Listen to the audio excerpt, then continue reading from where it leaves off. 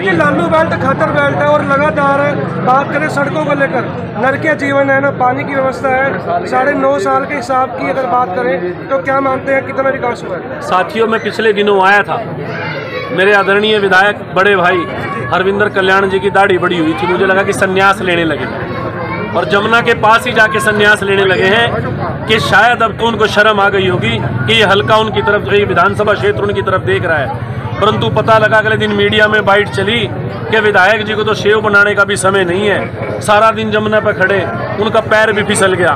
मैंने विधायक जी को एक प्रश्न किया, माँ बड़े भाई साहब शेव तो बना लो, चलत्तर क्यों करने लग रहे हो? शेव बनाने का समय आप कहते हो आपके पास नहीं है, लेकिन जब ये लालूपुरा गांव और आसपास के गांव उस बाढ़ में डूब रहे थे तो विधायक जी चंडीगढ़ मीटिंग अटेंड करके TADA साइन करके अपनी तनख्वाह ले रहे थे। मैं खुश तब होता, मैं सैल्यूट तब करता मेरे बड़े भाई को अगर वो किसी किसान के लिए मुआवजा लेके आते, जिन गरीबों के मकान ढह गए थे, जिनका पशुधन का नुकसान हो गया था, उनके लिए कुछ मुआवजा लेकर के आते।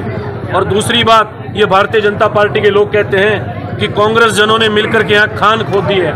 मैं बड़े फक्र के साथ कह सकता हूँ हमने राष्ट्र निर्माण में सहयोग किया है। अगर हमने खान खोदी तो 100 करोड़ रुपए सालाना सरकार को रॉयल्टी के रूप में दिया, और इसके अलावा इस भारतीय जनता पार्टी ने हर साल 100 से 105 करोड़ 110 करोड़ तक यमुना के लगते गांवों में तटबंध निर्माण के लिए पैसे दिए थे।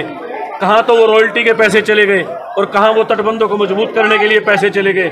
हाँ, इनके ऐसा कोई जिला बता दो पूरे हरियाणा ही नहीं पूरे देश में जहाँ भारतीय जनता पार्टी का आलीशान कार्यालय ना बनाओ, और पूरे देश में ये बता दें जो ये कह रहे थे कि 2022 तक पक्के मकान देंगे, किसी को 150 गज का मकान भी दिया या प्लाट भी दिया हो। ये प्रत्यक्ष है आपके सामने, ये रिपोर्ट कार्ड है कांग्रेस पार्टी का और भारतीय जनता पार्टी का।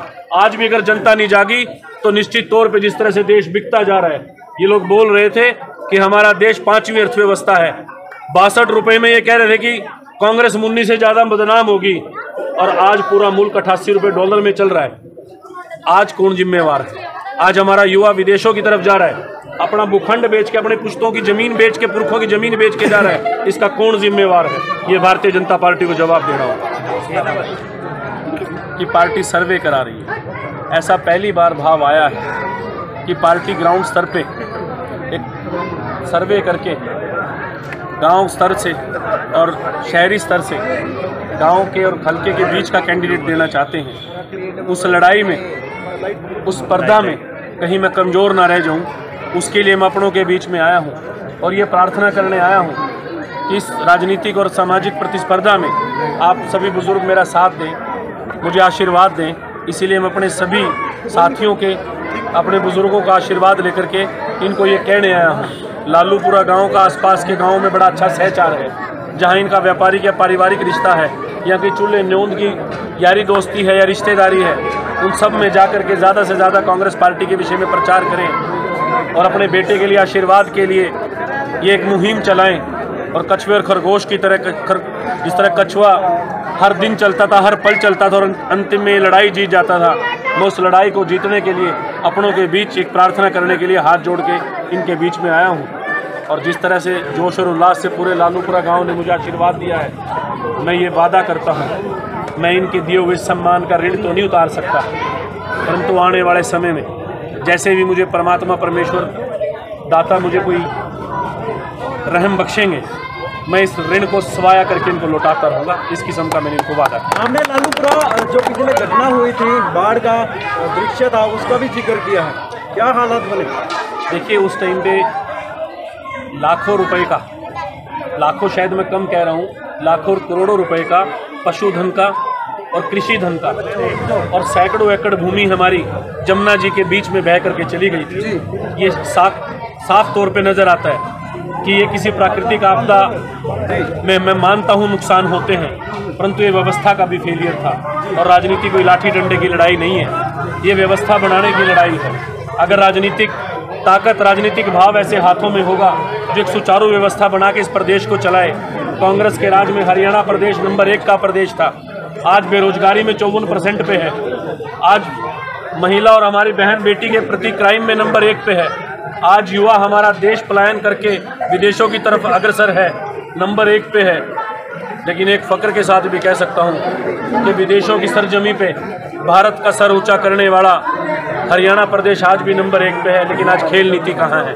आज हमारे पहलवान दर दर की ठोकरें खा रहे हैं, आज हमारे खिलाड़ी दर दर की ठोकरें खा रहे हैं। और आप देखिए कि आज भी 6 हमारे ओलंपिक में मेडल आए हैं, 6 में से 5 हमारे हरियाणा के हैं। और मैं बड़ा हैरान हूँ जी, एक भी इंटरनेशनल स्टेडियम किसी भी गेम का पूरे हरियाणा प्रदेश के 22 जिलों में से किसी एक में भी नहीं है। नहीं तो इनकी हरियाणा प्रदेश में तो सरकार है ही है, साथ साथ सेंटर में भी सरकार है। आज भारतीय जनता पार्टी को ये जवाब देना होगा। हरियाणा प्रदेश पूरे देश में सबसे ज़्यादा जीएसटी कलेक्शन करने के मामले में 5वें नंबर पे आता है और मेडल तालिका में नंबर 1 पे आता है। हमारी जनसंख्या जरूर सिर्फ 3.25 करोड़ है, लेकिन देश का परचम लहराने में, देश का राष्ट्रीय तिरंगा विदेशों की धरती पे फहराने में हरियाणा नंबर 1 पे है।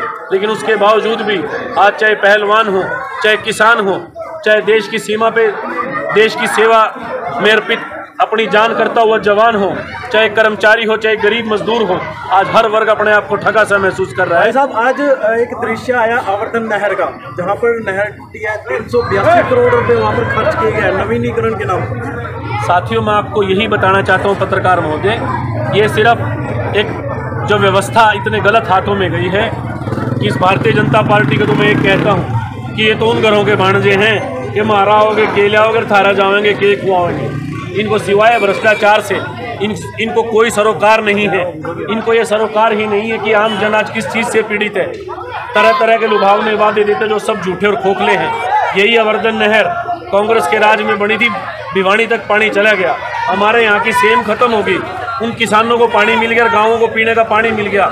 इनसे बनी बनाई नहरें तो ठीक चलती नहीं है। कांग्रेस के राज में पिछले 6 प्लान से घरौंडा से कांग्रेस का विधायक नहीं है, परंतु उसके बावजूद भी कांग्रेस ने सर्वांगीण विकास किया और रेलवे अंडरपास का निर्माण किया था। पिछले 10 सालों में इन भारतीय जनता पार्टी के लोगों से उस अंडरपास के ऊपर शेड का निर्माण भी नहीं हुआ। प्रत्यक्ष को प्रमाण की आवश्यकता नहीं, वो हाथ कंगन को वारसी क्या, पढ़े लिखे को फारसी क्या। मैं पूछना चाहता हूँ सत्ता में बैठे इन हुक्मरानों से, आज हरियाणा प्रदेश आपकी तरफ एक उम्मीद लगाए बैठा था, परंतु अब एक बदले की भाव में बैठा है कि जिस दिन हरियाणा प्रदेश में चुनाव डिक्लेयर होगा, मेरा हर युवा साथी, मेरी हर माता, हर मेरा बुजुर्ग उस दिन को उत्सव की तरह मना करके हरियाणा प्रदेश से भारतीय जनता पार्टी का सुपड़ा साफ